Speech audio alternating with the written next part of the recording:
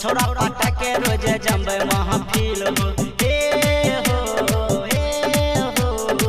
केहन बनैलो भगवान ओकर दिल हो केहन बनैलो भगवान ओकर दिल हो रोज पाटा के छोरी जम्बे महफिल हो छौरा सबके फसवाई वाला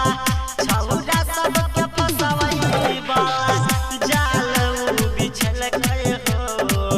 कहवा से सीख के अइले अरे बाबू जादू दुइये मिनट में करई काबू रे यारा कहवा से सीख के अइले भईबा रे जादू दुइये मिनट में करई काबू रे दुइये मिनट में करई दुइये मिनट में करई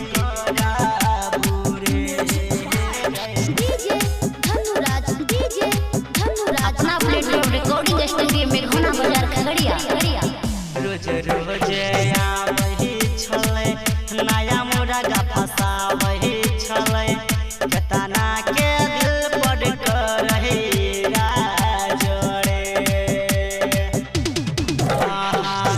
तनको नहीं फील पड़ै मस्ती मजाक करे केतना के कलकै बराबरी छौरा सबके फसबै वाला जाल बिछल करे केतना के कलकै बराबरी कहवा से सीख के अइले भैया जादू दुइये मिनट में करई काबू रे दुइये मिनट में करई काबू रे डीजे धनुराज